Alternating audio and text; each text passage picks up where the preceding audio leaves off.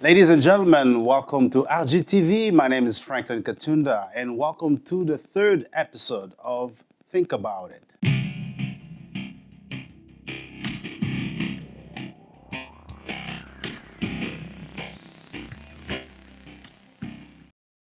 And now we're here at the Biso Production Studio. I have a guest who's going to talk about his book.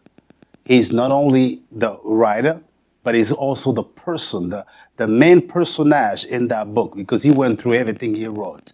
It is a book that I recommend to everybody. But look, without delay, we're going to begin by introducing the man, the author of this book, Yves Batoba. Hey, pleasure to be on here. Thank you so much for having me. Yes, sir. I've been catching up and keeping up with the episodes, right? Think about it. So it's definitely a privilege and an honor to be here. Yes, sir. Yes, sir. So Yves Batoba was born in Zaire, and the funny thing when I read the book, there is he said Zaire, kind of not a country that exists anymore. Can you tell us a little bit about that? That's really how the book starts, right? I was born in a country that no longer exists, right? Zaire, which later changed its name to the Democratic Republic of Congo, depending on which language you're speaking. If you're speaking French, it's La République démocratique du Congo. Yes. But so a lot of people don't realize that Zaire had such a rich history. It was really coming up, right? Mm-hmm. Patrice Lumumba, who was really the first prime minister of the country, he was somebody who really loved the Congolese people. Mm-hmm. And he was very passionate about the country. Mm-hmm. And whenever Congo came about, especially in the 1970s, it was on the rise. I'm talking about to the point where one of the greatest sporting events of all time, right? The Rumble in the Jungle, yes, right? Where Ali Muhammad fought. Ali. Yeah, that was in Congo, right? In 1976, 1977? 1974. 1974, that's right. That's what it was. So that's the type of, that's where Congo stood, right? In the state of the world. And unfortunately, a lot of things have happened since then, and it's really not held in the same type of regard as it was in the 1970s. Now, your love for the sports and human development got you to become a coach for some of the colleges around here and got you to the NFL. Yeah, you heard it. I'm talking about the National Football League. How did you get there? Yeah, so whenever we came here to the United States, we grew up in Texas. Yeah. If you don't know anything about Texas, football is like a religion over here. Yeah. Right? People worship the sport of football. That's so right, it was actually my neighbor's dad who told me, hey, are you going to try out for the football team? This is back in 7th grade. Mm-hmm. And I was like, sure. I don't know anything about the rules. I don't know the game. I don't know anything. But he said, yeah, you should be a running back. You're kind of fast, right? I was like, yeah, I guess. So started playing football in middle school. I didn't even know that you could get a scholarship to play football in college. Yeah. A full scholarship.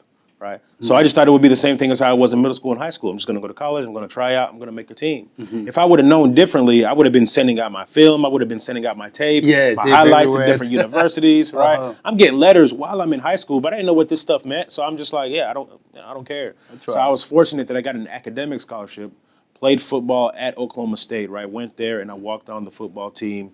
And while I was there, I was very, very involved in really the comprehensive development of the student athletes that are in college. Okay. So it was really cool for me because I got to be a part of a lot of different governing conversations. Yeah. In 2012, there was this conversation in the NCAA, the National Collegiate Athletics Association, where they were coming up with different legislative autonomy for certain schools. Yeah.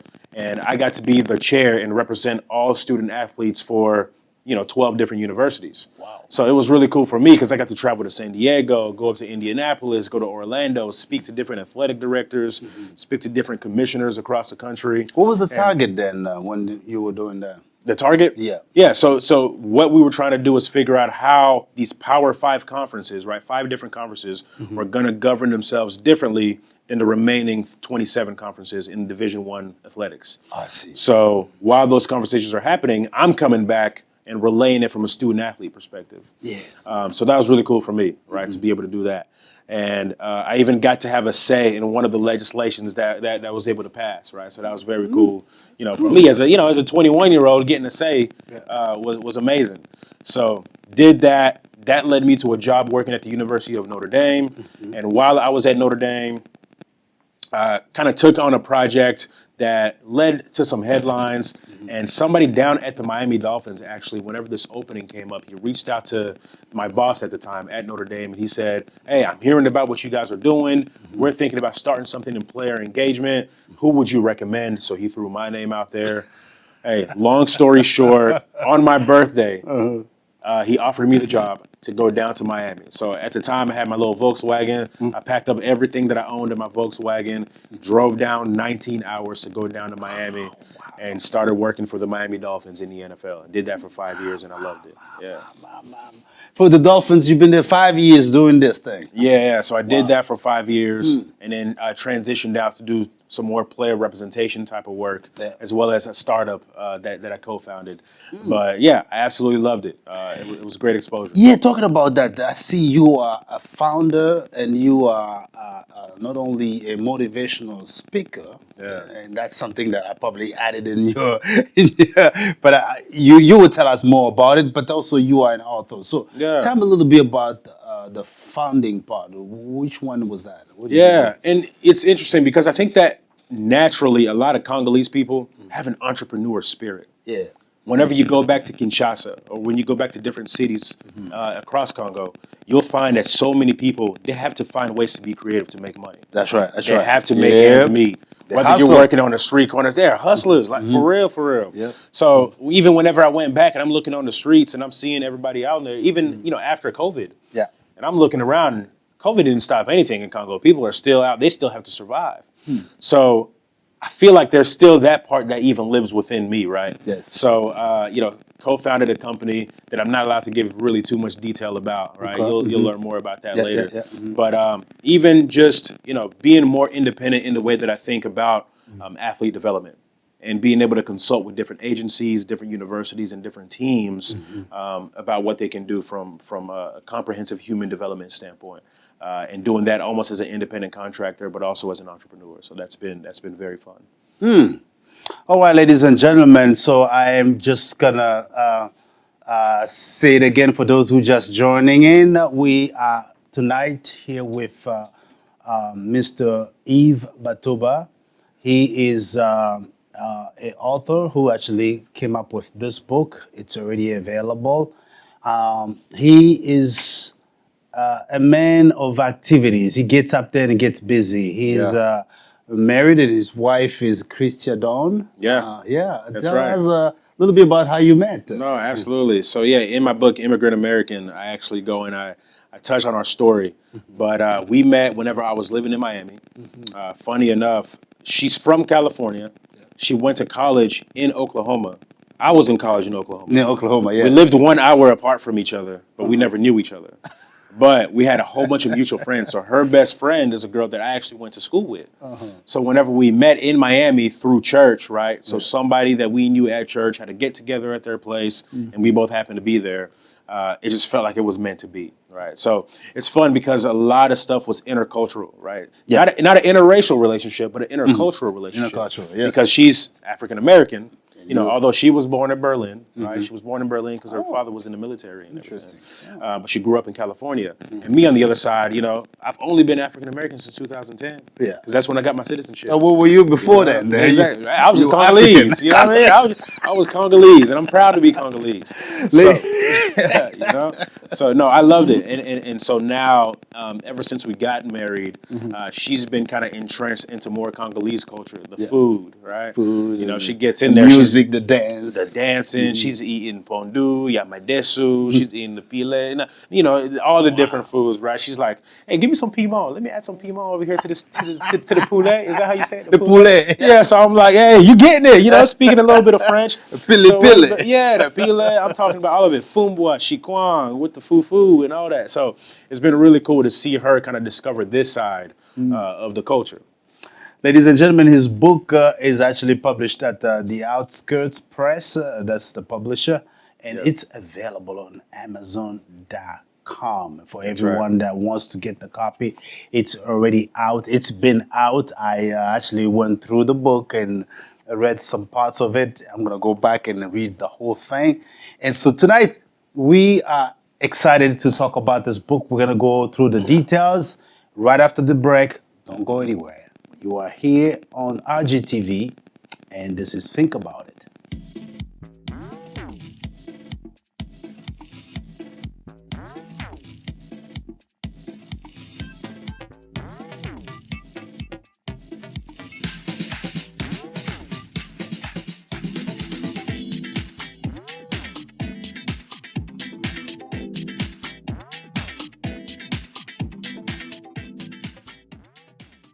Great, welcome back to RGTV. Franklin Katunda here. We have a guest in our studio, Yves Batoba. And it's funny, he talked about it in his biography, how people struggle and call him Yves while he's actually Yves. I always have to correct people. Yeah. You know what's funny? Whenever you go to French-speaking countries, right, and Kinshasa is the biggest francophone city in the world. Yeah. Right? A lot of people don't realize it, even more than France, than Paris, I should say. Yeah. It's one of the most prominent names in French-speaking countries, right? You got Jean, you got Michel, you got Claude, and you got Yves, right? It's like the fourth most prominent name. Yeah. So I go over there, you know, I see buildings with my name on it and all that. I come over here to the United States, Yves? Yves? Yves? They don't know how to pronounce my name. Yves? So, yeah, but just Yves. I tell people all the time, the S is silent, Yeah. Yves. I have to let them know. Oh, God, that's amazing. When I saw that in the book, I laughed a little bit. I'm like, whoa, this thing is just going with us everywhere. Now, let me ask you, do you feel like as a son of Zaire, that you have nothing to do with the newcomers? When I talk about newcomers, that the 18 years of Kabila and the almost 3 years of Mr.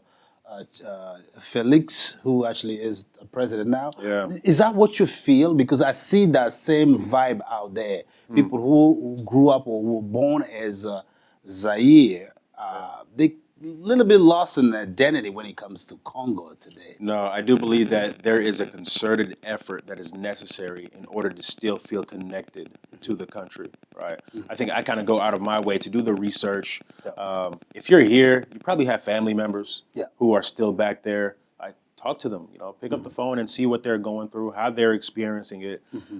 Facebook messages, I get a lot of Facebook messages and WhatsApp messages from a lot of my family members, right?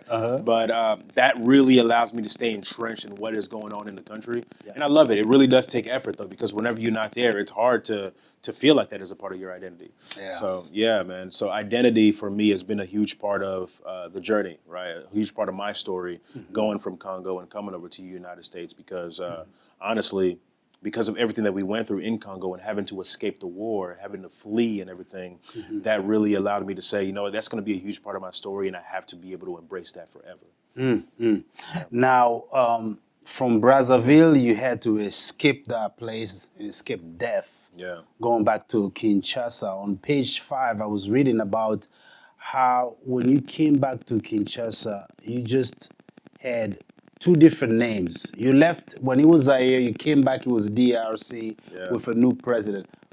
But the struggle, the hustle out there with the people was the same. I mean, nothing really changed. No, it was very similar, man. So Brazzaville, coming to Kinshasa, we left to go to Johannesburg, South Africa. So we lived in South Africa, post-apartheid. Nelson Mandela was the president. And there was still a lot of hostility in the air. The white folks didn't like us because we were black. But then if you're not South African, they don't really like you either because you're not part of their tribe. They don't know if they can trust you and all these different things. So it was very hard. It was hard living in Johannesburg. You know, got death threats regularly. Our house got robbed. My mother was threatened. No kidding. Death threats. Oh, absolutely, absolutely. We didn't have any friends at school. You know, people didn't really want anything to do with us. So whenever we returned to Congo, it was no longer Congo. Right. Or, sorry, it was no longer Zaire. Zaire, It was Congo. It was Congo, yes. So we're there and trying to see if are things any better, right? Because we had been gone for a little minute. We go back, are things better? Things hadn't gotten much better.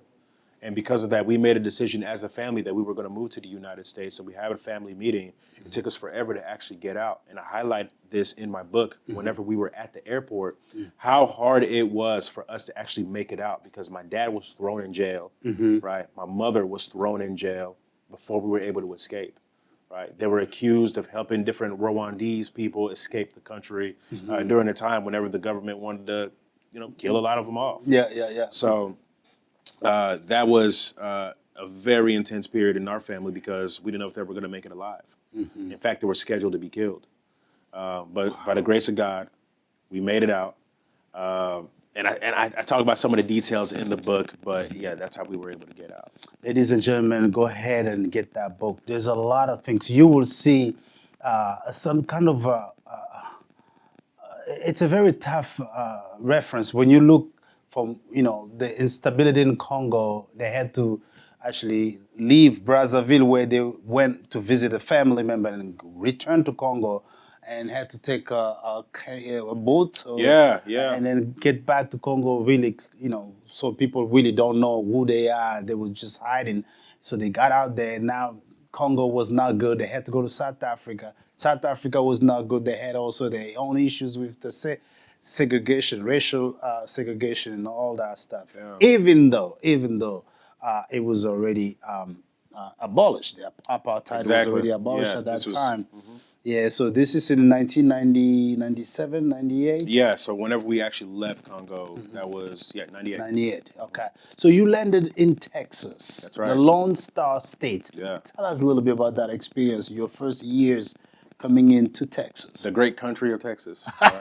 That's what I like to call it. You can say that. Hey, but the thing about Texas, though, I think it's one thing to be in the United States. It's a whole nother thing to be in Texas. Yeah. There's a certain level of pride. There's a certain level of almost like arrogance that exists whenever you grow up in Texas. Yeah. So it was interesting for me because, whenever we first got here, we were living in Irving. Irving was very diverse. Yes. Right? It was me, I had friends who were Mexican. I lived in Irving too. Yeah, I had friends from the Middle East. I had friends who were black, who were white, African American. One thing they told us whenever we got here, and I'm talking about the African community that we were surrounded by, they said, hey, make sure you watch out for those African Americans. They can be a little weird. They can be a little crazy. They can be a little off. I'm like, watch out for the African Americans. What do you mean by that? Yeah. So I started going to school. I become friends with all these people. Yeah. And then I realized, oh, you're just not around them enough to actually know what they're like. We're really similar. Yeah. We listen to, we like heavy instrumentals on our music, right? We love to dance. We have very similar spices, right, in our foods and all these different things. So I go back to thinking about it, like, why would they tell me to stay away from these people who look like me, right? But you're telling me, no, they're kind of crazy. Yeah, and then it clicks me. It's, hey, how are these people being displayed and being portrayed throughout the media, right? So I talk about this in my book. African Americans, they're seeing Africans as, hey, you're starving, you're hungry, you got the belly, you got the flies in your eyes, there's all this stuff. You and then live with the lions and in the jungle. Yeah, you're living with animals and all that. But then on our side, we're seeing African Americans, oh, you're violent, you're addicted to drugs, you'd mistreat your women, all this stuff. And you're like, that's not the full story. This is not the story of how we were supposed to be portrayed, especially in the 1990s, whenever, there's this whole crack epidemic that's happening in the United States, and Bill Clinton is president, and he's trying to, it's just so much stuff that was happening. That's right. So that's the moment you landed. Yeah, exactly. So just different perceptions, right? So, and that's really a huge reason for why I wanted to write my book, because whenever I was at home, it felt like I was in Congo. Yeah. Because of the music we were listening to, our families was coming and seeing us, the food that we were eating at home. But then it was almost like the front door was a barrier between two worlds. That's right, yeah. At home it was When Congo. you get home, it's French, and then Pili and, Makayabu and all that. But when you get out in school. Exactly. I walk out of the front door, oh, now I'm in America, right? So I'm an immigrant over here, and I'm American over here, right? What kind of life is this supposed to be? So then we leave there, and then we go over to Keller, Texas, which was a suburb. Yeah. And now I'm at the suburbs, and I'm looking around. I'm like, oh, I'm the only black person here. You know what I mean? I'm the only black dude in my class. From Irving to Keller. Yeah. So that was a whole different experience, right? And understanding different cultures. The biggest thing for me, I go to Keller, I'm 9 years old. All I want is to have friends at school. So it's, okay, let's have these friends. They don't look like you. They're white, but able to find similarities with them as well, right? So that gave me a lot of great competency to understand how to communicate with different groups of people. Now, the title is Immigrant American. How do you put all these pieces together about all these experiences that you just mentioned, some of you haven't mentioned yet? How do you put them together to come up with the whole concept of Immigrant American? Because we are used to Asian American, Latino American, Italian American, African American, but now you coming up with Immigrant America. Yeah, because honestly, I think it's all related. I mean, so many of our experiences are similar. Yeah. And that's why I wanted to give it that title, because so much of my story has to do with the relationships that I was able to cultivate over the course, of 20 years, right? With all those immigrants. Exactly, right? Immigrants, but also like Americans who are native, Americans who are, born and raised here. Yes. A big part of, what I tell, especially young Congolese people whenever I am meeting with them is, hey, make sure that you take advantage of the relationships that exist around you, right? For example, whenever I went off to college, I'm in Stillwater, Oklahoma, a little country town, right? And while I'm there, I always say, I was a good student. I got good grades. But what I remember from college isn't the stuff that I learned in the classrooms, right? It's the relationships that I was able to make outside of school, or outside of class, I should say. So, the experience, being in college was great, but I just remember looking around and being like, okay, your background is way different than my background. Let's be friends, right? Let's talk. I want to pick your brain. I want to understand all these things. Through these conversations and through a lot of reflection, that's ultimately what led to my book, Immigrant America. All right, so we're talking about affirmative action, and you mentioned something about that, and you said affirmative action was like a dead deal, because what happened is that we ended up having more white women benefiting from it. Absolutely. The Latino community maybe, and the other communities, but not really the African American community. So in the book, right, I talk about how whenever I was in college and I was playing football, and I remember looking around at my teammates, I said, the overwhelming majority of my teammates are black. But the coach is white. The coordinators are white. I look at the stands. Most of the fans are white. And I go and I start working an internship after my college playing career was over. And I'm looking around the suites and in the box. Most of the people are white. I'm like, football has made a lot of millionaires.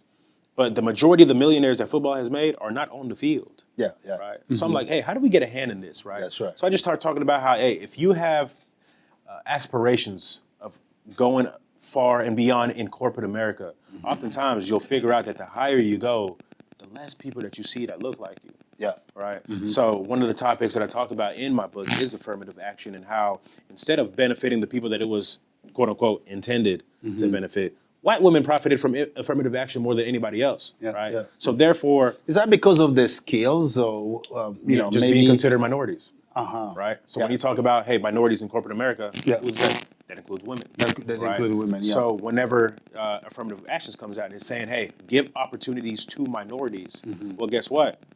They're still giving opportunities to people that they're most familiar with. I see. So it's really supposed to give more wealth to black families, but because most of the time, white women are married to white men. White families became richer off of affirmative action than black families did. So I mean, sometimes also, Latinos are more, assimilated.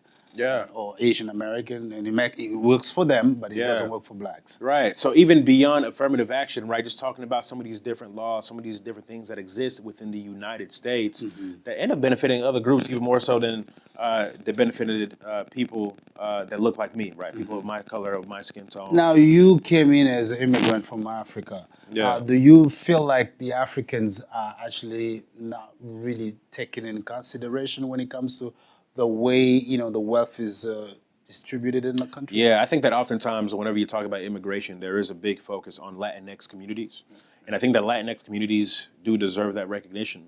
But for whatever reason, a lot of Africans get left out of that. It looks like it's maybe because of proximity with the Latino countries. That very well could be it. Versus Africa, where people are coming from far out. And there is almost not just distance in terms of miles and how you measure distance, but distance and connectivity, right? I feel like I can't connect to this group. But whenever you look at the high IQ scores, when you look at the test scores, oftentimes you find that African immigrants tend to test the highest, right, in these different parts. I see a lot of folks who are engineers and lawyers, and they come out of great schools because their parents instill them the habits of, just being good in school and go to school and do good grades.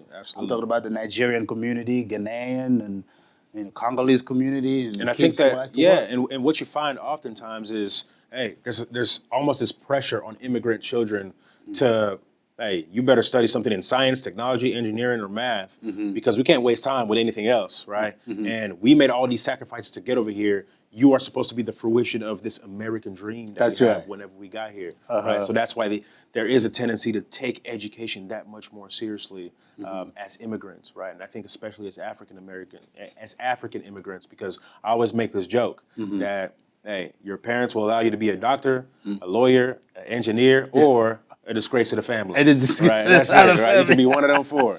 So yeah, man. And I didn't become any of those, right? So I guess I'm the disgrace. But yeah, working in the sports industry has definitely been fun too. Returning to Africa 3 times as an adult. Tell me a little bit about that.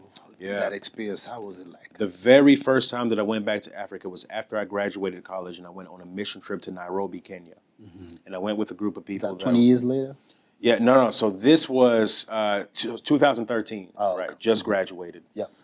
Went back to Kenya. Yeah. I'm on a mission trip and I'm walking around and I'm seeing all the different people who are living in the slums. And then I'm seeing people who are living in luxurious developments. Yeah. And I'm like, okay, you see the wealth. When you see the wealth, you really see the wealth. You see it. It's black and white. When you see the poverty, it's the worst poverty you ever seen in your life. Yeah. Right. And I feel like that's pretty consistent across all 54 countries. Yeah. Right, in Africa. In Africa, yeah. Right. So Not to mention, a lot of people think it's a whole big country called Africa, but it's a continent. Right, With 54 countries. Look, man. Just like we have 54 states in Africa. exactly. So I get there and I'm like, whenever you go on mission trips, oftentimes they'll tell you, hey, you go in and you want to make an impact on them and you want to make a difference and you want to change them. But then you leave and you feel like they change you because of their joy and because they're happy and all these things. And I'm like, okay, let me go and talk to the locals and I want to get their input on this.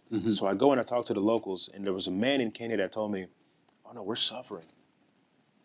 Whenever you see us and you see the joy, don't get it wrong. We are suffering every day. We wake up, we don't know where the food is going to come from.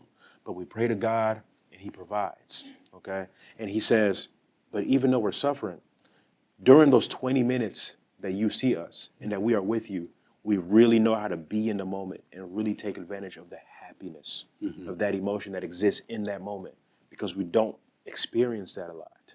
And because it's there, we want to make sure that we capture that in full.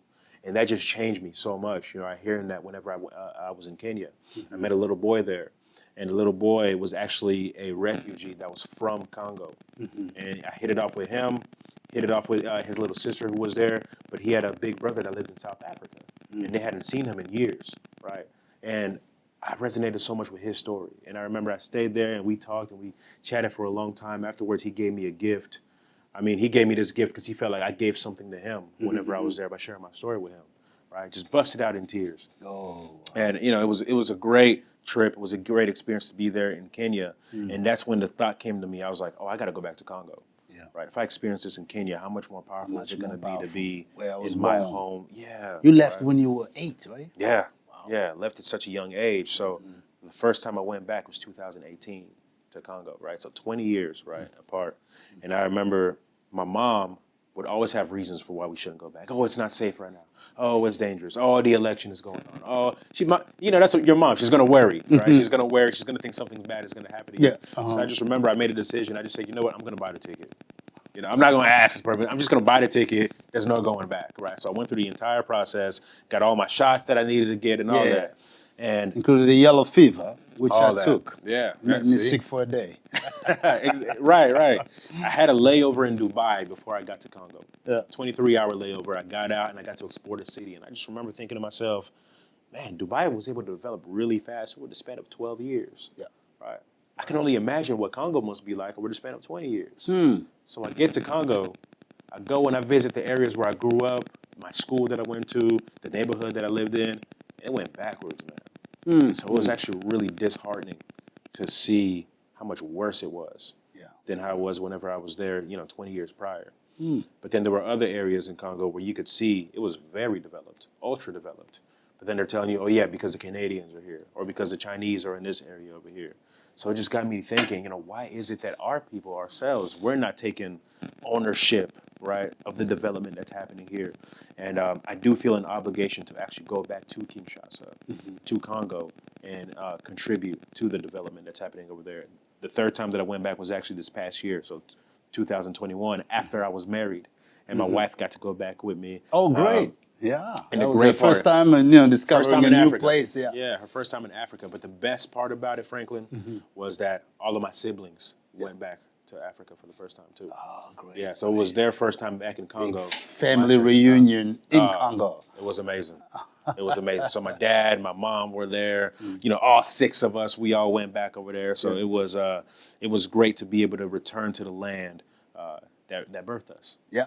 Well, I take the opportunity to say hello to the whole family. These are people that I know, that I met before, and even the sister who got married, Patricia. That's right. Hello to you and your husband, Dr. Allen. Hey, the greatest MC right here. This guy knows how to bring the party. He knows how to shut it down, man.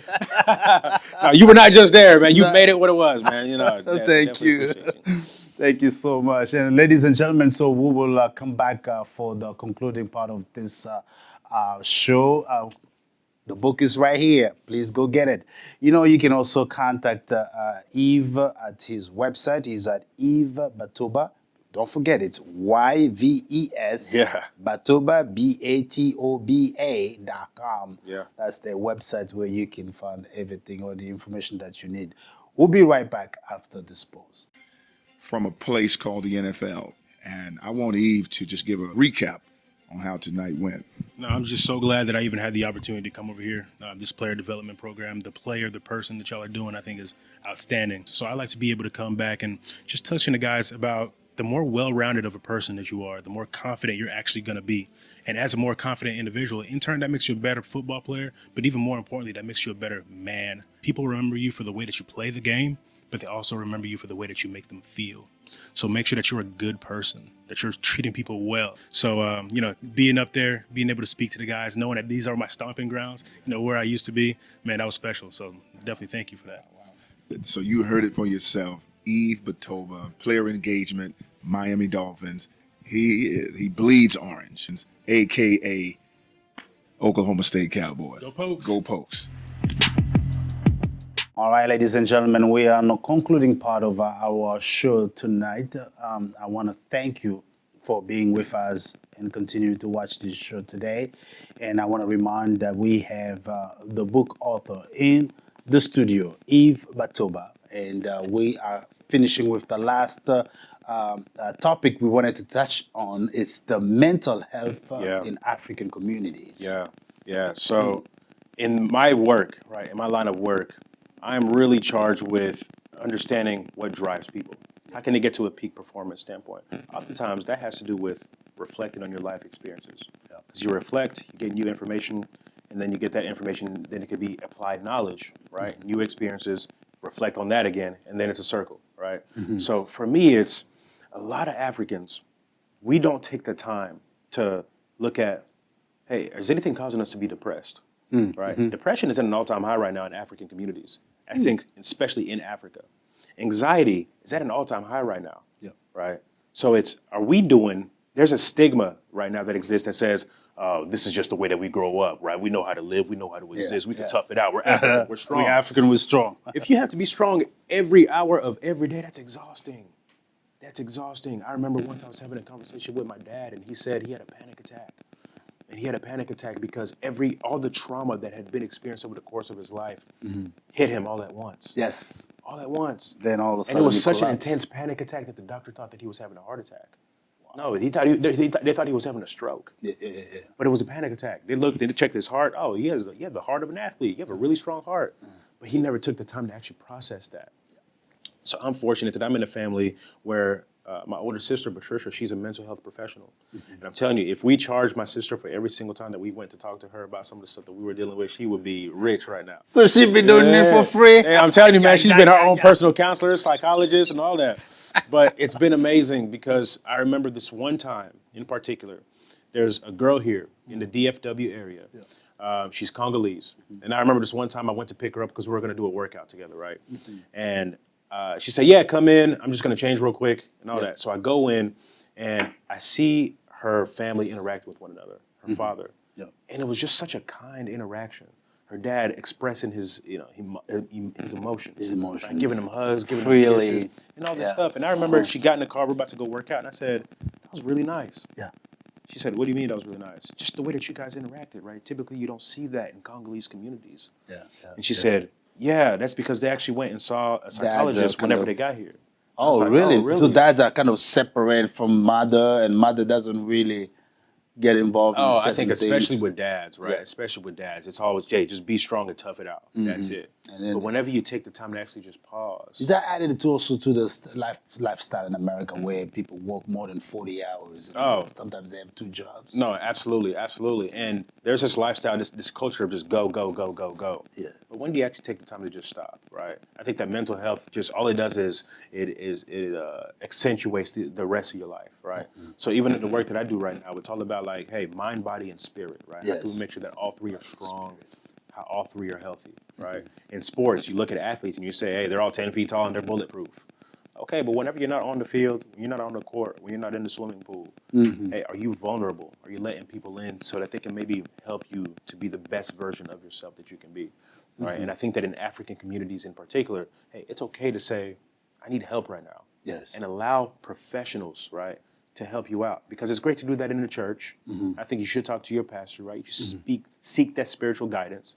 But also at the same time, make sure that the people that God has equipped to help you out, that you're letting him help you too. Because there has to be a practical measure as well. Yes, because they're going to go through some guidance, and it's a science. I mean, they have to make sure that they cater to your spirit, not only that, but also your mindset and everything.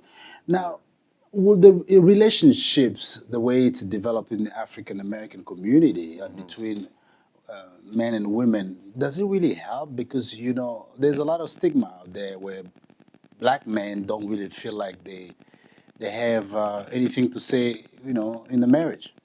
I think that's a big myth. You know, I know a lot of strong Black husbands, right, that exist. I think in my age group, right, you're talking, you know, 25 to 35 to 40 years old, and even older than that. I have been very fortunate to meet people who are much older than me and people who are around my same age group who they want to be completely devoted to their wives. They want to be devoted husbands. And they're doing the things that are necessary to actually to do those things, right? So I was very fortunate that part of my story is I made sure that I kept myself real close to people who I saw were healthy husbands, healthy fathers, and were just having really healthy marriages. And I asked them all kinds of questions. Hey, how do you react whenever this happens? You know, what do you do whenever this? Hey, she's saying this, man. What do you think about this, right? So for 4 years before I even met my wife, I was very intentional about preparing myself to be the kind of husband that I eventually wanted to be. Guys, are you listening to this? This is what I like to hear. I like to hear this. He's telling you how he prepared himself through. And you know what? It's funny. It's a similar path. So that's exactly what I've done. 5 years before marriage, that was just my job, going out there scouting, getting information, and really learning about things before you get engaged. You figure out what kind of man you want to be, what kind of husband you want to come, what kind of woman you want to pursue, how to properly pursue that woman. Yeah, that was definitely a journey, and I would recommend most men to do the same thing. Ladies and gentlemen, the book is right here. I mean, please go ahead and get it on Amazon.com. It's available already. And I already have my copy. That's right. Am I going to keep it? Hey, go ahead. That's all you. That is all you. So y'all going to know exactly what to find in this book. There's a lot. There's a lot. And I'm talking about this gentleman who is an NFL coach, and he went through a lot. He learned from his own experience, from his own dreams, from his past tough life coming from Africa, going through different horizons, from Congo, war-torn country, to South Africa, and then to Texas, where every place he went, there was a story. And there was always a story that was not rosy. It was, you know, a lot of thorns in those roses. Exactly. So go ahead and get this book. It's a good thing. I would say that specifically for Congolese people. I'm not talking about any other African nation. I'm not talking about any other African descendants, but Congolese people. There is a lot of pride in Congo, one of the richest countries in the world, trillions and trillions of dollars worth of natural resources and minerals. But we have to learn how to become more unified with each other. And that would be my big ask. I would love for Congolese people, especially here in the United States, to find ways to conjoin. Right? Let's join. Let's do things together. Let's start businesses together. Let's build communities. Let's raise families together. And hopefully that can be the example for what we can do back home in Kinshasa, in Goma, in Loa, in all these different parts of the country. Because I love my Congolese people and I want them to love each other just as much. All right, so ladies and gentlemen, thank you so much. You heard Yves Batoba. The book is available at Amazon.com. Go please and get your copy. And so it was a pleasure to have him in our Pleasure was all studio mine. today. Yes, Thank sir. you. Thank you so much for coming Thank over. you. And for those of you watching, thank you so much for being out here for that third episode of Think About It. We will continue to do the job as we promise you. We're here to serve. And we're going to bring you people like him, people who are writing, people who are thinking, people who are coming with new initiatives and things that helps in the area of entrepreneurship, in any other area. You got something that is special that you want to share with the community. Don't hesitate to call us and contact us anytime. So what we will do is we'll get back to you and we will prep you and prepare you for the next show. Don't forget to go ahead and like our video and share it with your friends and go on our YouTube channel and subscribe for our channel. It is RGTV Official. Once again, it's RGTV Official. My name is Franklin Katunda here at Biso Production Studio in Dallas, Texas.